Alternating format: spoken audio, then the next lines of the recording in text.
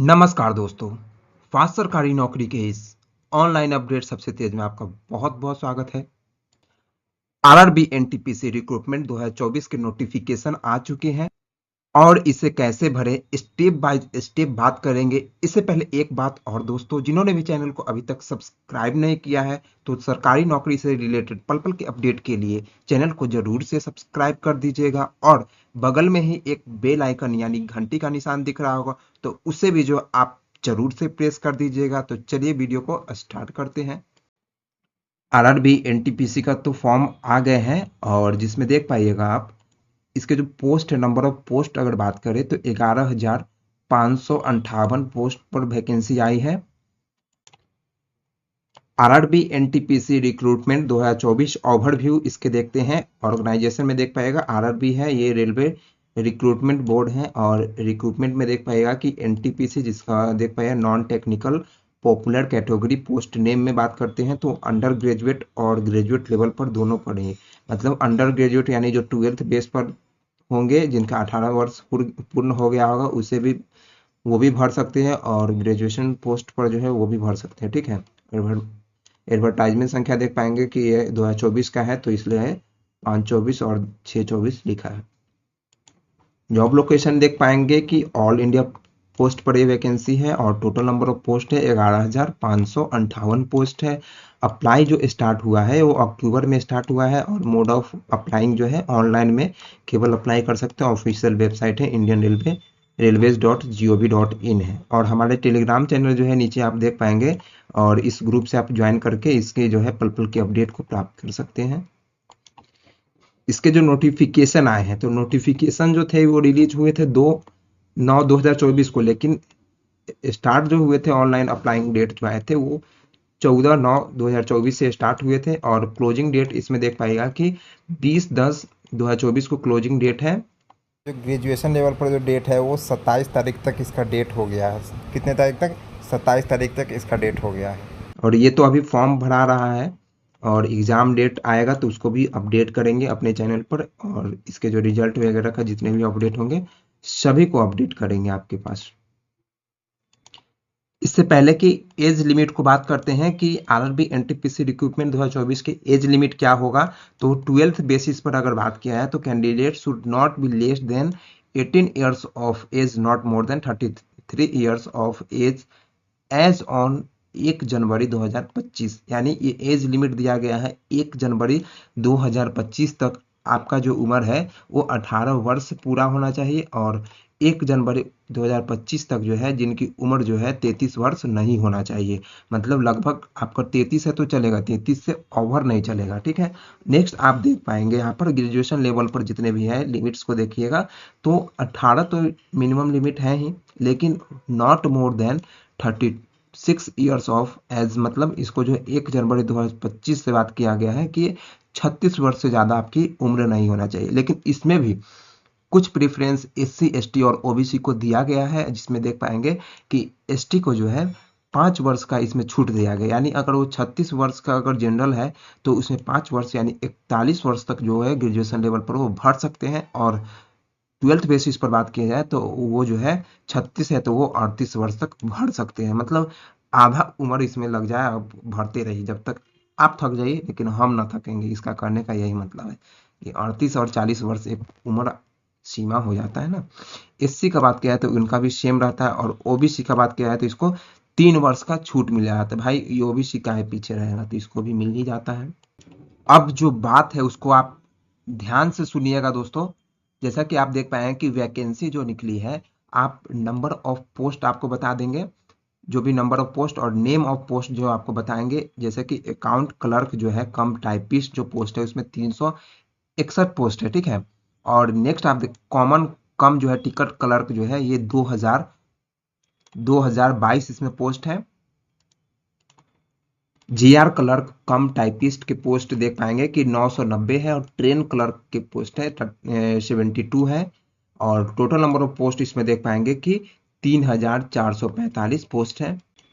और ये पोस्ट आपको बताया मैंने एनटीपीसी अंडर ग्रेजुएट लेवल का पोस्ट है। ठीक है ना, 3445 पोस्ट इसमें आया है। और सबसे ज़्यादा जो वैकेंसी है, नंबर ऑफ पोस्ट जो आई है वो ग्रेजुएशन लेवल पर आया है, जिसमें नंबर ऑफ पोस्ट अगर बात किया जाए तो 8113 पोस्ट आया है। और इसमें बात करते हैं कि नंबर ऑफ पोस्ट और कितने हैं और नेम ऑफ पोस्ट कौन सा है, तो इसमें चलिए बारीकी से देख लेते हैं हम लोग।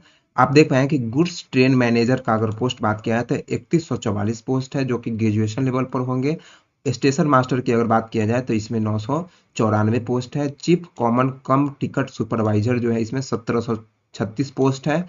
JR accountant assistant cum typist जो है 1507 है। और नेक्स्ट आप देख पाएंगे कि एसआर क्लर्क कम टाइपिस्ट जो है इसमें देख पाएंगे कि 772 है। और टोटल नंबर ऑफ पोस्ट अगर बात करते हैं तो 8113 है। एक चीज आपको आप बता दें कि ये एसआर जो दिख रहा होगा ये जेआर की पोस्ट जो होते हैं, जेआर मतलब जूनियर क्लर्क कम टाइपिस्ट, ये 12th लेवल पर हम लोगों ने ऊपर देखा। और ये सीनियर क्लर्क कम टाइपिस्ट है जिसको मैंने ग्रेजुएशन लेवल पर देखा, ठीक है। अब बात करते हैं कि अलग अलग पोस्ट के लिए कुछ अलग अलग एलिजिबिलिटी क्राइटेरिया है, तो उसको अगर आप फिलअप करते हैं यानी उसको फिल कर पाते हैं तो उसमें आप भर पाएंगे, अदरवाइज आप नहीं भर पाएंगे। जैसे कि क्लर्क कम टाइपिस्ट की अगर बात किया है तो 12th बेसिस पर आप होना चाहिए, मतलब +2 होना चाहिए। और its equivalent not less than 50% mark in the aggregate, यानी टोटल अगर बात किया है एग्रीगेट का मतलब होता है टोटल जो है आपको 50% मार्क्स होना चाहिए। और 50% mark is not to be मतलब है institute upon in case of SC/ST person with benchmark disable ex serviceman and candidate whose possess qualification higher than 12th या फिर +12 typing proficiency in English and Hindi on computer is essential, यानी ये जरूरी है आपको क्या है, हिंदी और इंग्लिश कोई भी एक भाषा में आपको टाइपिंग आना चाहिए। इसमें आप देख पाएंगे कि ये 50% मार्क जो बताया गया है ये केवल जनरल के लिए है। 50% मार्क जो है ये SC/ST के लिए नहीं जोड़ा गया है, ठीक है। ये टाइपिंग जो है प्रोफिशिएंसी जो है इंग्लिश और हिंदी में जो होना चाहिए ये सभी के लिए है, लेकिन ये 50% केवल जनरल के लिए है और ये जो है SC/ST में नॉट एप्लीकेबल है, ठीक है। कॉमन कम टिकट कलेक्टर की अगर बात किया जाए तो 12th बेसिस पर भी है ये। और equivalent not less than 50% in the aggregation, total अगर देखा जाए 50% से कम मार्क्स नहीं होना चाहिए। और 50% ये जो है SC/ST भी नहीं आएगा और एक सर्विसमैन वगैरह इसमें इंक्लूड नहीं होंगे। GR कम टाइपिस्ट जो है यानी वो लोग जो है SC/ST 50% से कम पर भी इनका सिलेक्शन हो जाएगा, इसमें कहा गया उसके लिए एप्लीकेबल नहीं है। इसमें देखा है JR कम जो है जूनियर क्लर्क कम टाइपिस्ट की अगर बात किया तो 12th स्टेज पर इसको भर सकते हैं, लेकिन इसमें 50% मार्क्स होना चाहिए आपको। और इसमें जो है डिजिबिलिटी और ये सब इसमें इंक्लूड नहीं है, ठीक है। अब जो बात करेंगे उसको आप ध्यान पूर्वक सुनिएगा। इसमें जो है ट्रेन क्लर्क देख पाएगा तो इसको जो सेम मतलब 12th बेसिस पर है और 50% मार्क्स जो है जनरल वाला को होना चाहिए जो जनरल कोटा से, ठीक है ना। और OBC है, लेकिन ये SC/ST इसमें नहीं आएगा। और बेंच मार्क जो भी है डिजेबल है और एक्स पर्सन इसमें नहीं आएंगे, ठीक है, एक सर्विसमैन। गुड्स ट्रेन मैनेजर का अगर पोस्ट की अगर बात किया है तो इसमें डिग्री फ्रॉम जो रिकॉग्नाइज बोर्ड और इक्विवेलेंट, केवल ये डिग्री होना चाहिए। जैसे कि आपको जो है जैसे ग्रेजुएशन का डिग्री होना चाहिए, पास खाली होना चाहिए, पासिंग मार्क्स होना चाहिए। स्टेशन मास्टर में भी है सेम प्रोसेस है, केवल आप पास होना चाहिए। चीफ कॉम जो है यहाँ पर टिकट सुपरवाइजर है, डिग्री फ्रॉम रिकॉग्नाइज यूनिवर्सिटी और इक्विवेलेंट, मतलब डिग्री होना चाहिए सिर्फ, बस। अब बात किया जाए कि जो जूनियर असिस्टेंट जो है यहाँ पर अकाउंटेंट असिस्टेंट कम टाइपिस्ट जो है, इसमें टाइपिस्ट लगा हुआ है तो 100% इसमें जो है टाइपिंग खोजेगा, या फिर हिंदी में करे या फिर इंग्लिश में करे, ये कंप्यूटर पर एसेंशियल होगा। और सीनियर क्लर्क जो है कम टाइपिस्ट, ये जो होता है 12th बेसिस पर भी भरा जाता है। और इसमें देख पाएंगे इसमें जो है आप सीनियर क्लर्क जो है इसमें देख पाएंगे डिग्री फ्रॉम रिकॉग्नाइज यूनिवर्सिटी और इट्स इक्विवेलेंट टाइपिंग जो है आपको चाहे हिंदी इंग्लिश में किसी भी लैंग्वेज में कर सकते हैं।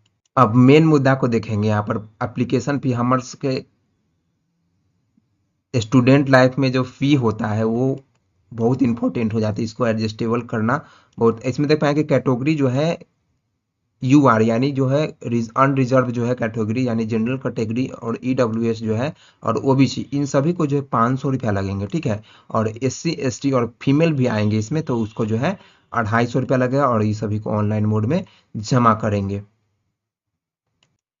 और घबराने की कोई बात नहीं है। एनटीपीसी जो रिक्रूटमेंट 2024 है उसके सभी जो हम एक तरह से अपने टेलीग्राम चैनल पर पीडीएफ डाल दे, उस पीडीएफ में ही लिंक रहेगा। उस पीडीएफ को आराम से आप खुद, जैसा कि आप देख पा रहे हैं कि ये हमारा पीडीएफ है और यहाँ पर लिंक दिया गया है, ठीक है ना। तो यहाँ पर अप्लाई लिंक दिया गया है, ऑफिशियल नोटिफिकेशन है। इन सभी को आप 12th लेवल पर क्या है, ग्रेजुएशन लेवल पर क्या है, इन सभी को देख सकते हैं। ऐसे जितने भी नोटिफिकेशन का जो ओवरव्यू था ऊपर मैंने दे दिया कि ये कौन सा पोस्ट के लिए कौन अप्लाई कर सकता है, कितने जो है एलिजिबिलिटी क्राइटेरिया है, 50% मार्क चाहिए, किसमें टाइपिंग चाहिए, सभी को ऊपर बता दिया है मैंने। अब चलते हैं कि इसको कैसे अप्लाई करेंगे, स्टेप बाय स्टेप बात करेंगे। रजिस्ट्रेशन से लेकर के पूरे फी तक बात करेंगे कि फी को कहाँ कैसे जमा करें, वहां तक बात करेंगे। अगर आपको ऑनलाइन अप्लाई करना है तो इस लिंक पर क्लिक करिएगा, हमारे पीडीएफ को ऑन करिएगा और अप्लाई लिंक रहेगा, उसको आप यहाँ पर क्लिक करते ही आपको उस वेबसाइट पर पहुंच जाइएगा। आपको दिखाते हैं कि जैसे ही हम इसको क्लिक करेंगे तो हम अपने वेबसाइट पर पहुंच जाएंगे। अगर टेलीग्राम पर या फिर पीडीएफ से कोई अगर दिक्कत होता है ढूंढने में, तो हम वीडियो के डिस्क्रिप्शन बॉक्स में भी दे देंगे उस लिंक को। वहां से भी बिल्कुल डायरेक्ट आप जा करके देख सकते हैं, कोई वेबसाइट पर जाने का कोई ज़रूरत ही नहीं है, झंझट ही खत्म है। पूरे उसको वीडियो के डिस्क्रिप्शन बॉक्स में भी रहेगा, आराम से डायरेक्ट क्लिक करिए, टेलीग्राम पर चले जाइए, डायरेक्ट क्लिक करिए, ऑफिशियल वेबसाइट पर, रेलवे के वेबसाइट पर चले जाइए और डायरेक्ट क्लिक करिए, उसके नोटिफिकेशन को देख लीजिए। सभी को एकदम डायरेक्ट वन क्लिक पर सारे ही डिटेल्स को आप पा सकते हैं। तो चलिए, हम जैसा कि हम क्लिक किए तो आप देख पाएंगे कि हमारा जो है यहाँ पर खुलेगा, यहाँ आरआरबी का देख रहे हैं ना, साइट यहाँ पर खुल गया है। तो हम अपना डिटेल्स को इसमें भरेंगे, यहाँ पर देख पाएंगे सबसे ऊपर में ही दिया गया है। यहाँ पर देख पाएंगे कि सबसे ऊपर में, एक बार सही से देखिए, ये जो है अप्लाई देख रहे हैं ना, तो ये सबसे ऊपर में दिया गया, तो इसी को क्लिक करना है। जैसे ही क्लिक करिएगा तो यहाँ पर क्रिएट एन अकाउंट का ऑप्शन आएगा और एक ऑलरेडी हैव एन अकाउंट। तो जिनके पास भी अकाउंट पहले से बना हुआ है उनके लिए ऑलरेडी है, ईमेल आईडी है, पासवर्ड है। अगर पासवर्ड याद नहीं है तो ईमेल आईडी वहाँ पर डालिएगा, डेट ऑफ बर्थ डालने का ऑप्शन आता है, कैप्चा कोड डालिएगा, वहाँ फॉरगेट पासवर्ड का एक ऑप्शन होता है। तो क्रिएट अकाउंट जो है उसमें आप क्लिक करके नया नया से आप कर सकते हैं। जैसे कि आप न्यू है तभी इसको करिएगा, लेकिन आपके पास ऑलरेडी अकाउंट है तो ईमेल आईडी पर अगर पासवर्ड भूल गए तो उसको मैसेज गिरा करके। तो चलिए, हम न्यू यूजर्स के लिए मतलब क्रिएट एन अकाउंट पर हम क्लिक कर लेंगे, मतलब क्रिएट एन अकाउंट है, इस पर क्लिक कर लेते हैं और चलते हैं हम अपने फॉर्म को स्टेप बाय स्टेप कहे हैं तो स्टेप बाय स्टेप ही भरेंगे। तो देखिए, देख पाएंगे जैसा कि यहाँ पर लिख रहा है, candidate who have already create an account by CEN issue bye RRB in 2024 are not required to register again, they should log in using the same user and username and password। मतलब जिन्होंने भी जो है पहले से register कर चुका है, जैसे कि आप पिछला कोई फॉर्म भरे होंगे टेक्नीशियन का, ALP का, तो उसमें तो registration first time one time registration होता है। तो उसी रजिस्ट्रेशन आईडी से जो है सारा चीज, जैसे कि एसएससी करता है सेम चीज को वो ये फिलअप कर रहा है, तो एसएससी के तरह ही सेम इसका प्रोसेस हो चुका है। आप इसको मतलब आपके पास यूजर नेम और पासवर्ड है तो उसको भरिएगा, पासवर्ड नहीं है तो वहाँ से फॉरगेट फॉरगेट का भी ऑप्शन रहता है और वहां से फॉरगेट कर लीजिएगा। ऐसा बॉक्स आएगा तो इसको यहाँ पर से ओके कर लीजिएगा। जैसे ओके करिएगा तो यहाँ पर सारा क्रिएट अकाउंट है, तो अपना नेशनलिटी चूज करिएगा। जैसे कि आप इंडियन है तो इंडियन चूज कर लीजिएगा, अपना नेम जो भी नेम होगा आपका वो चूज कर लीजिएगा। देखिए, इसको कैसे भरिएगा, यहाँ पर जो है इंडियन भर लीजिएगा और उसके बाद जो है अपना फुल नेम भरिएगा। लेकिन हाँ, फुल नेम जैसे भरिएगा तो इसके बाद यहाँ पर जो है स्पेस नहीं दीजिएगा, यहाँ पर स्पेस बिल्कुल नहीं दिया, क्योंकि अगर यहाँ स्पेस दी जाए तो इधर भी स्पेस देना पड़ जाएगा, इसलिए स्पेस देने का चक्कर में नहीं रहेगा। केवल एगो बीच में स्पेस दे दीजिए, उसके बाद जैसे अपना नाम लिख करके छोड़ दीजिए, ठीक है ना। अब उसके बाद देखिए कि हम लोग जो है अपना डेट ऑफ बर्थ भरेंगे, डेट ऑफ बर्थ जो भी होगा वो भर लेंगे और उसके बाद जो है अपना जो भी है जेंडर सेलेक्ट कर लेंगे और फादर्स नेम, और रीनेम में अपना दोबारा टाइप करना है फादर्स नेम तो वो भी भर लेंगे, और जो भी अपना माता का नाम है वो भरिएगा। री टाइप नेम में इसको भी वही भर लीजिए। आधार वेरिफिकेशन में यहाँ से आप आधार नंबर डाल करके और यहाँ पर वेरीफाई आधार नंबर यहाँ से वेरीफाई कर लीजिएगा। अब इसमें देखिए कि नेक्स्ट चीज आगे देखिए, कि इसमें है कि ईमेल आईडी अपना डालिए, तो ठीक है, अपना ईमेल आईडी डाल लीजिएगा और फिर यहाँ पर जनरेट ओटीपी, तो ओटीपी जाएगा तो इसको यहाँ पर इंटर कर लीजिएगा। और फिर यहाँ पर मोबाइल नंबर है तो मोबाइल नंबर डाल करके यहाँ जनरेट ओटीपी पर क्लिक करिएगा। तो उसके बाद यहाँ पर ओटीपी क्लिक कर दीजिएगा। उसके बाद क्या करिएगा कि एक पासवर्ड क्रिएट करना है। पासवर्ड किस टाइप का होना चाहिए उसको अभी एग्जाम्पल के तौर पर बता देते हैं, कि जैसा कि आपको, जैसे हम लिखे, जैसे लिखे कि पहले कैपिटल लेटर लिख दिए, यहाँ से देखिए पहले लिख ले कैपिटल, देखिए यहाँ पर कैपिटल होना चाहिए।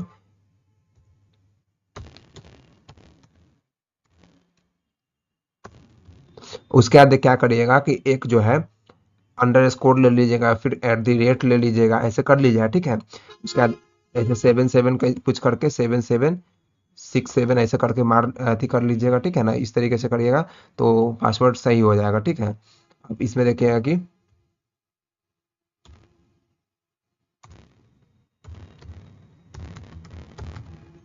@767, ठीक है।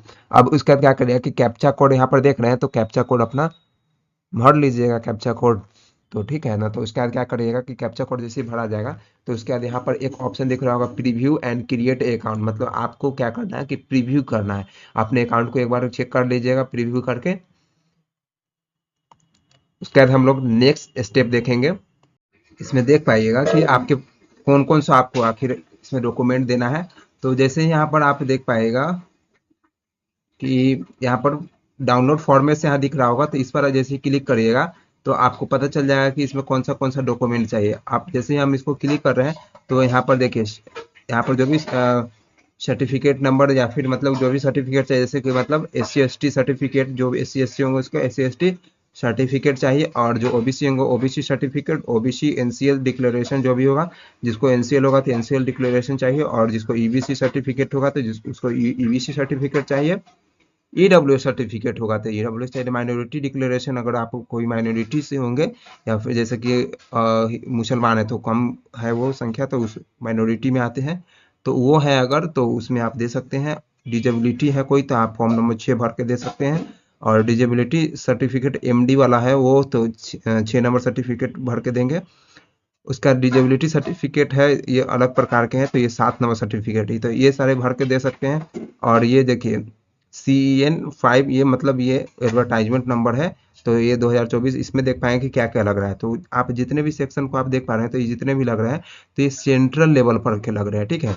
तो इसको आप एक बार देख लीजिएगा कि आपको मतलब कौन सा भर रहे हैं और किसके लिए, अगर सभी के लिए एलिजिबल है तो इसमें से मिला लीजिएगा कि कौन सा सर्टिफिकेट आपको है। सभी को सेंट्रल लेवल पर चाहिए, तो अब यहाँ से हम लोग चलिए अप्लाई करेंगे, क्योंकि हम लोग ने अपना अकाउंट को क्रिएट कर लिया है, तो यहाँ से अब अप्लाई करेंगे, ठीक है। और जैसे यहाँ पर टिपेंगे तो यहाँ पर ऑलरेडी हैव अकाउंट करेंगे, ठीक है।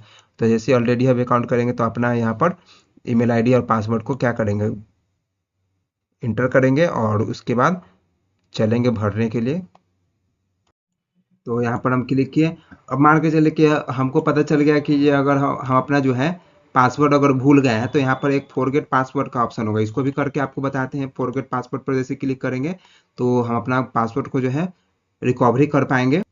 तो जैसे ही फॉरगेट पासवर्ड पर हम लोग क्लिक किया तो यहाँ पर कुछ इस प्रकार से ऑप्शन देख पाइएगा कि हमारे पास अपीयर हुआ है। इसमें आपको ईमेल आईडी या फिर मोबाइल नंबर ऐड करिएगा, उसके बाद यहाँ पर जो है डेट ऑफ बर्थ ऐड करिएगा और कैप्चा कोड यहाँ से इंटर करके, और हम जो है यहाँ पर प्रोसीड करेंगे, ठीक है। इतने काम करेंगे और उसके बाद जो है अपना ईमेल आईडी को चेक करेंगे उस पर जा करके। आप देख पाएंगे कि हम अपना पासवर्ड को फॉरगेट कर लिए। तो जैसे ही पासवर्ड को फॉरगेट करेंगे तो हमारे जो है ईमेल आईडी पर मैसेज आ जाएगा, ठीक है ना। ईमेल आईडी पर मैसेज आएगा क्या, तो एक आईडी आएगा और एक पासवर्ड आएगा कुछ इस प्रकार से, और ये पासवर्ड कुछ ऐसा रहेगा, ठीक है ना। पासवर्ड जो है कुछ इस तरीके का डिजिट में रहेगा, ठीक है।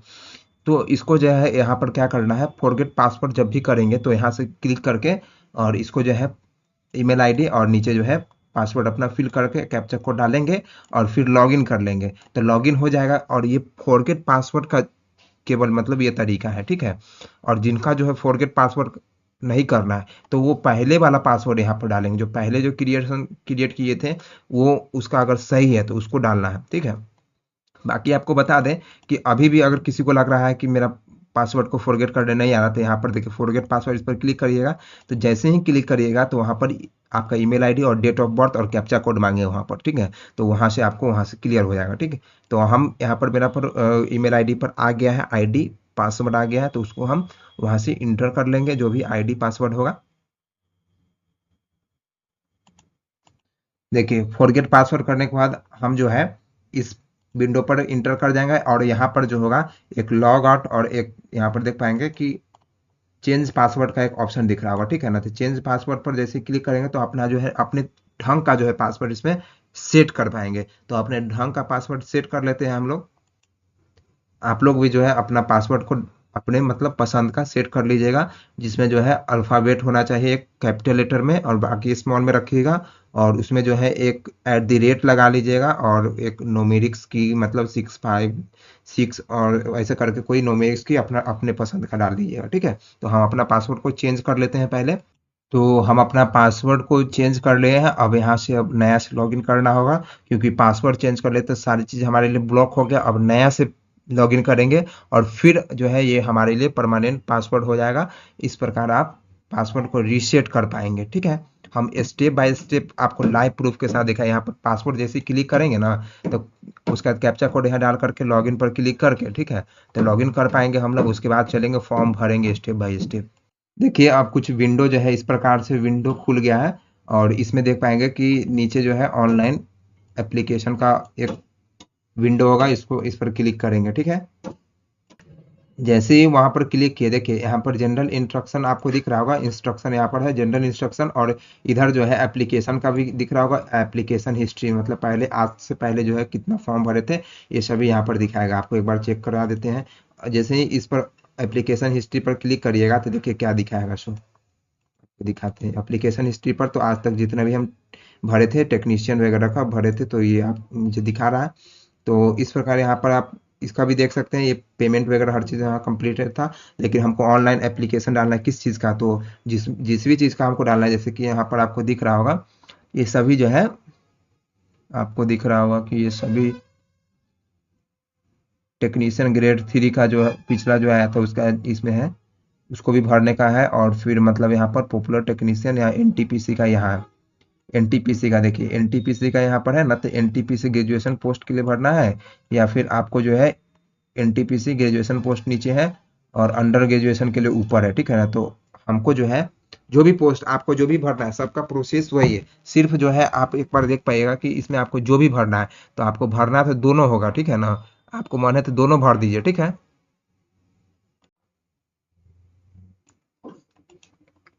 अंडर ग्रेजुएशन लेवल पर जैसे ही क्लिक किए हैं तो आप यहाँ पर देख पाइएगा कि हम जो है चंडीगढ़ अपना जोन को सिलेक्ट किए हैं। उसके बाद जो है पिछला जो जितना भी डाटा था यहाँ पर आ जाएगा, जैसे इससे पहले पिछले बार जितना भी आप डाटा इसमें भरे थे फॉर्म भरने के समय, तो वो सारा डाटा यहाँ पर आ जाएगा। तो हम उसी डाटा को ओके करेंगे। नीचे आप स्क्रॉल करके आपको दिखाते हैं, देखिएगा आप नीचे जो है यहाँ पर सेव एंड नेक्स्ट का एक ऑप्शन आएगा, ठीक है ना। जितना भी है आपका डाटा ये सारा आपको एक बार चेक कर लेना। अगर नहीं होगा तो उसको आप एडिट भी तो कर सकते हैं, एडिट भी कर सकते हैं, ठीक है। यहाँ पर चेक मार्क्स का एक ऑप्शन होगा, इस तरीके से चेक मार्क करके अपना परमानेंट एड्रेस वगैरह इसको सेव कर लीजिएगा। और उसके बाद जो है आप नेक्स्ट में भरिएगा तो अदर डिटेल्स में आप चल जाइएगा।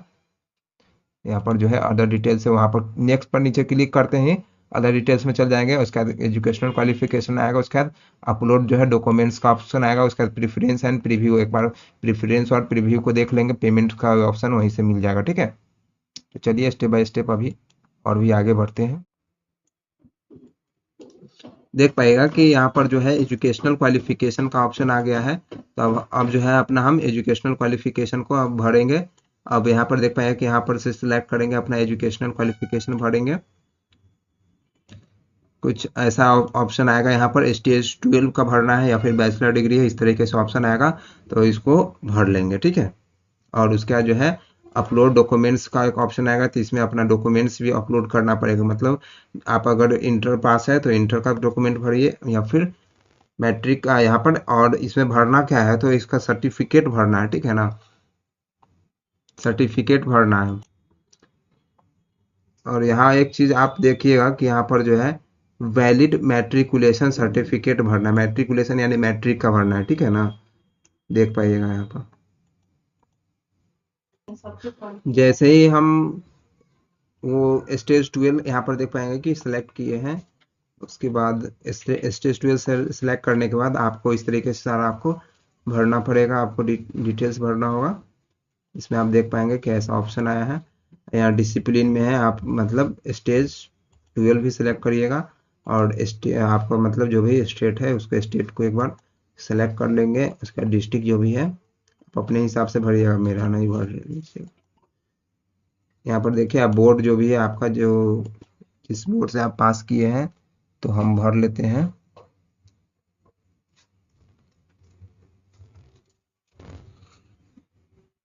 हम अपना भर दिए बोर्ड, और इसका जो है डेट ऑफ रिजल्ट डिक्लेरेशन, जब रिजल्ट कब आया था, कितना परसेंट आया था, ये सब भी भरना है।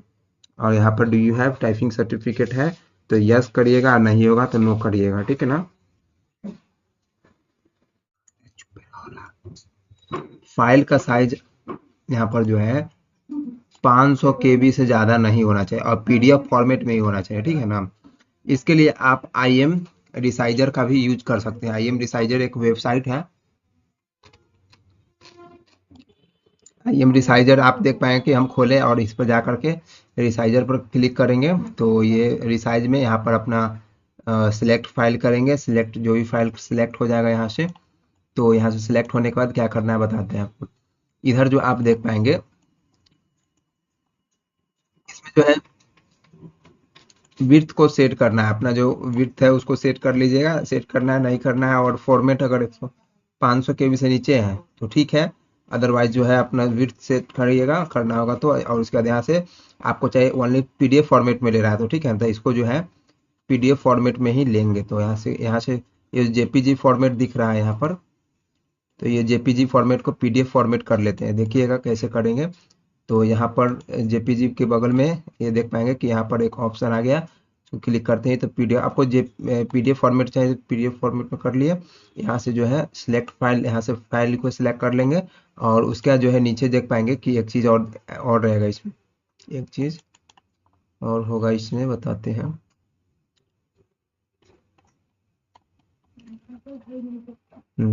यहाँ पर देखिए, ये अपलोड करते ही जैसे कि हम अपना सर्टिफिकेट को जो है वो सिलेक्ट किए, ठीक है ना। और ये सर्टिफिकेट जो है 10th का सर्टिफिकेट, वहाँ SSLC का मतलब होता है, SSLC लिखा हुआ था, ठीक है ना। SSLC जो होता है सेकेंडरी स्कूल लिविंग सर्टिफिकेट होता है, इसको जो है आप कह सकते हैं मैट्रिकुलेशन सर्टिफिकेट, जो आपको अंतिम में मिलता है, ये मार्कशीट से अलग होता है, ठीक है ना। अंतिम में पासिंग सर्टिफिकेट होता है, वो इसी को बोला जाता है, तो इसको ही उसमें भरना है, ठीक है।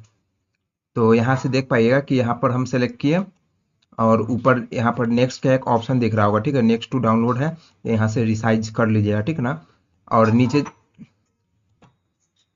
जैसे स्क्रॉल करेंगे हम लोग तो एक चीज़ और इसमें दिखेगा, देखिएगा ध्यान से। यहाँ पर जो है फाइल साइज में यहाँ पर देख पाइएगा कि फाइल साइज में आपको क्या साइज रखना है फाइल का, ठीक है ना। फाइल का साइज आपको KB में सेलेक्ट करना है कि आपको कितना KB का रखना है, तो इसको भी आप सेलेक्ट करके कर सकते हैं। मान के चलिए कि आपका 500 से ज़्यादा KB का ये फाइल हो गया है, तो यहाँ पर हम सेलेक्ट करेंगे, दिखा देते हैं आपको सेलेक्ट करके।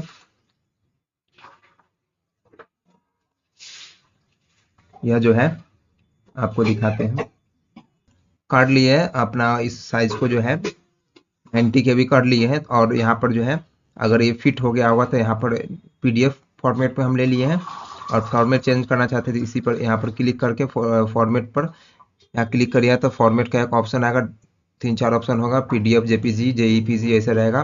तो वो सेलेक्ट करके उसके बाद अपना नेक्स्ट टू डाउनलोड करिएगा, तो आपका डाउनलोड ये गैलरी में हो जाएगा, ठीक है। इस तरीके से रिसाइज भी कर लीजिएगा। और इसको करना होता है टोटली ये रिसाइजर, यानी IM रिसाइजर से है, सब जितना भी फोटो है PDF है सभी को IM रिसाइजर से ही करेंगे एडिट, ठीक है ना। इसमें सारा मतलब पिक्सल विड्थ सब कुछ आपको इंच में करना है, इंच हर चीज हो जाता है। यहाँ पर KB तो नीचे KB भी रहता है, तो KB जैसे आप देख पाए कि नीचे KB भी है तो KB भी हो जाता है, तो सारा चीज यहाँ से होता है। तो इसलिए IM रिसाइजर का यूज सिंपल है और अच्छा भी है, और ये इसमें सारा ही फॉर्मेट अवेलेबल होता है। और डाउनलोड का भी ऑप्शन देख पाएंगे कि काफ़ी अच्छा क्वालिटी में डाउनलोड हो जाता है, क्योंकि अच्छा क्वालिटी में डाउनलोड नहीं है तो फॉर्म रिजेक्ट भी होता है, ऐसा पता भी होगा। तो इसलिए अच्छा क्वालिटी में हम लोग फॉर्म को मतलब डालते हैं, तो इसलिए वो फॉर्म जो है सेव हो जाता है और उसके बाद जो है फॉर्म में शिफ्ट भी होता है।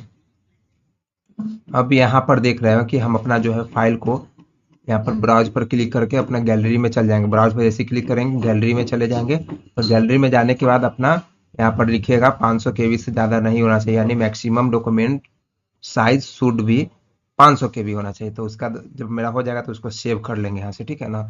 अगर 500 केबी से ज़्यादा अपलोड करते तो हो सकता है रिजेक्ट भी हो जाए, ठीक है, ओके। ये सारा जो डॉक्यूमेंट देख पाएंगे कि अपलोड हो गया है।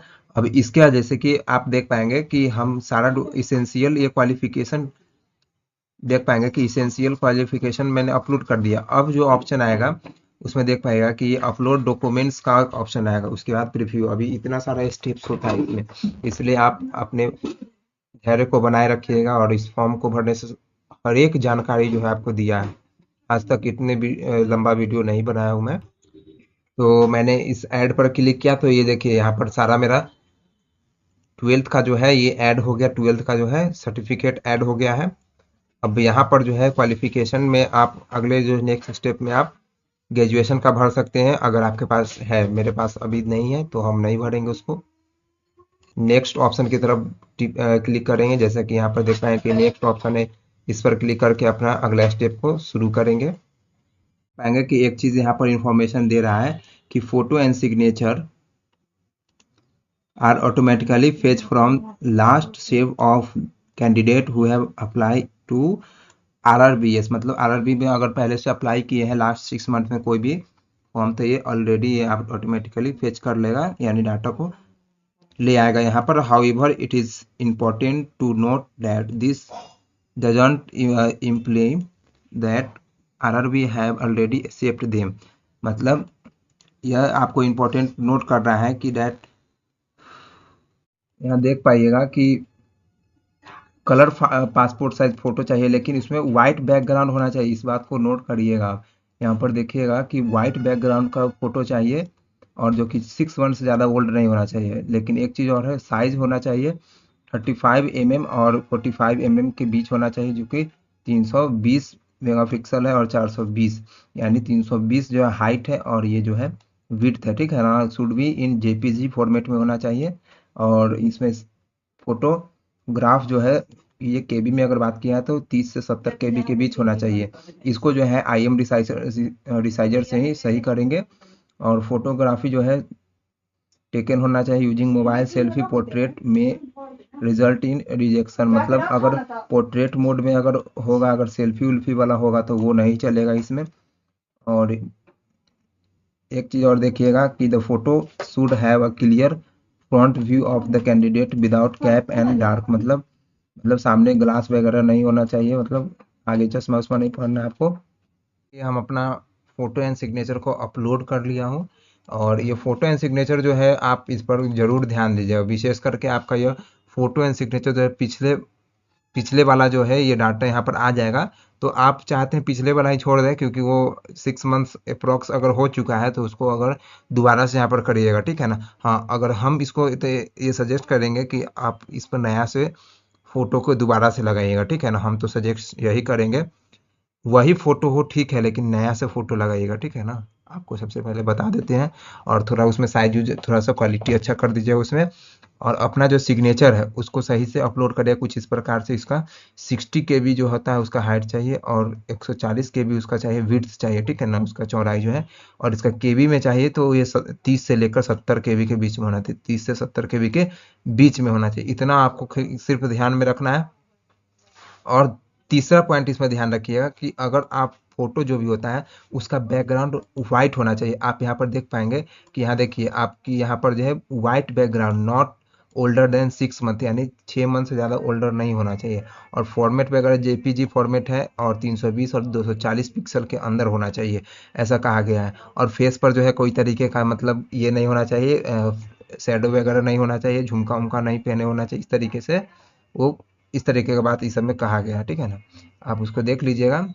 और आपका फोकस जो है सेम जैसे अभी हम फोकस हो रहा है वैसे फोकस होना चाहिए, ठीक है। तो इस तरीके से आप भर पाइएगा। इसके बाद देखिए एक चीज़ यहाँ पर जो है सिग्नेचर के बारे में बता दें कि ये ब्लैक वाइट, ये ब्लैक एंड वाइट का मतलब बैकग्राउंड होना चाहिए वाइट, और ये जो टेक्स्ट देख रहे हैं ये होना चाहिए ब्लैक। तो इस तरह से बोल रहा है कि ब्लैक या फिर ब्लू इंक विथ, ब्लैक या ब्लू दोनों चलेगा, ठीक है ना।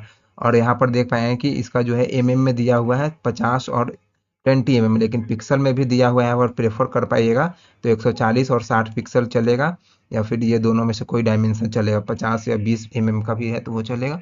लेकिन ये देख पाएंगे कि 30 से 70 केबी के बीच में होना चाहिए।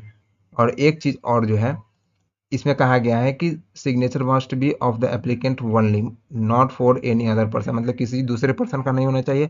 और any deviation in the uploading, मतलब कोई डेविएशन, कोई नीचे कोई ऊपर, अच्छा से होना चाहिए, सेगमेंट में होना चाहिए, ठीक है। इस तरीके से रहेगा तो सब सही रहेगा।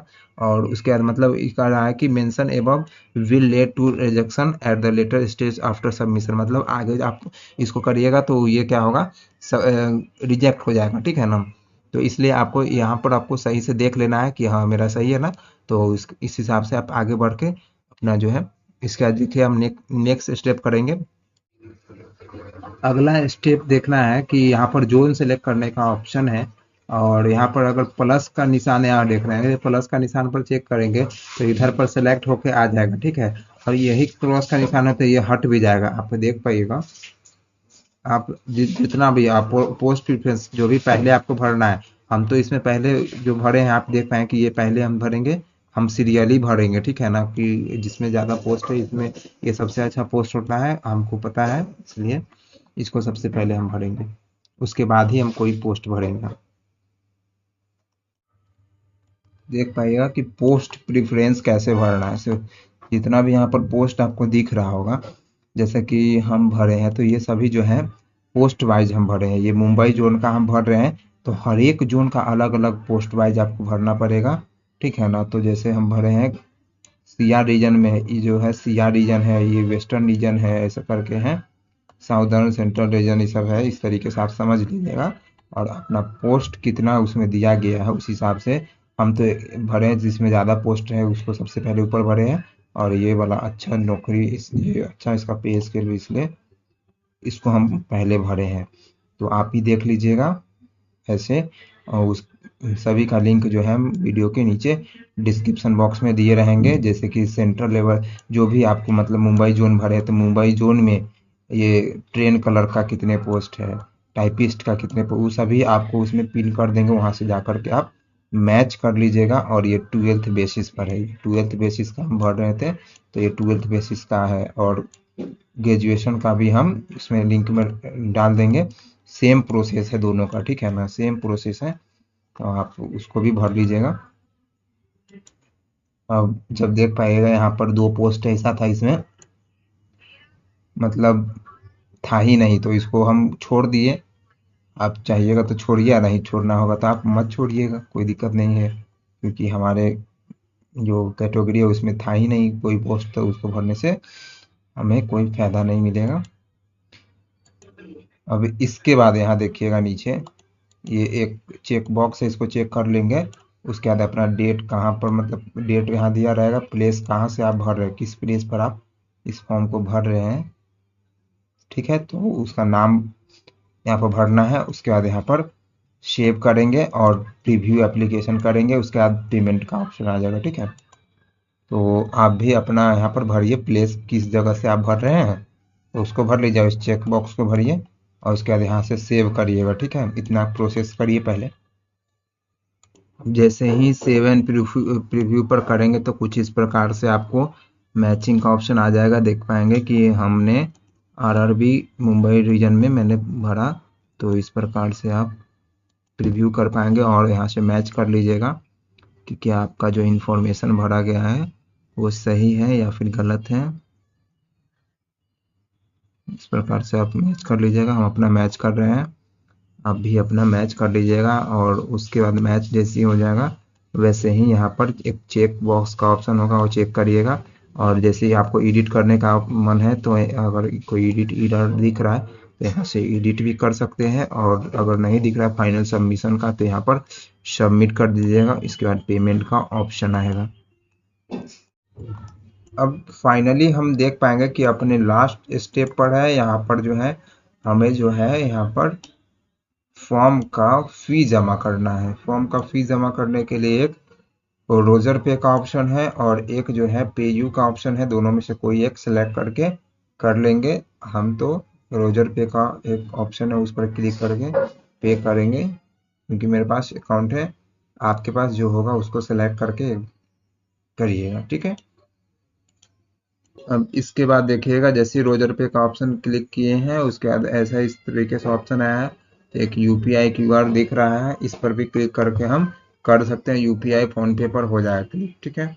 आप देख पाएंगे, आपको लाइव प्रूफ दिखाते हैं। यूपीआई पर क्लिक करेंगे, आपको यहाँ पर कहेंगे कि इसका जो है कंटिन्यू टू पे करेंगे, ठीक है ना। तो कंटिन्यू टू पे करेंगे तो यहाँ पर एक क्यूआर कोड आएगा, इस पर हम जनरेट करके अपना पेमेंट को कर लेंगे। तो मैंने पेमेंट कर दिया, तो यहाँ पर खुद ब खुद यहाँ पर देख पाएंगे कि सक्सेसफुली यहाँ पर लिख रहा है, जहाँ से मैंने पेमेंट को सक्सेसफुली सबमिट कर दिया हूँ। तो अब जो है ये पेमेंट सक्सेसफुल हो गया है। अब इस प्रकार से आप भी फॉर्म भर पाइएगा, ठीक है।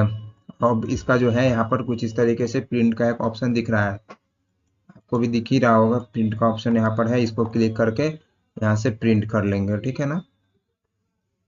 ये फ्यूचर पॉइंट ऑफ व्यू के लिए, इसका भी स्क्रीनशॉट एक बार ले लीजिएगा, ठीक है। फ्यूचर पॉइंट ऑफ व्यू से अगर मान के चले कोई तरीके का बाद में दिक्कत आया, ये सरकारी काम में तो जानते ही हैं आ सकता है, तो हम इसका जो है फोटो खींच लेते हैं। तो यहाँ से हम करेंगे प्रिंट करके, यहाँ पर इस ऑप्शन को क्लिक करके इसको सेव कर लेंगे, ठीक है।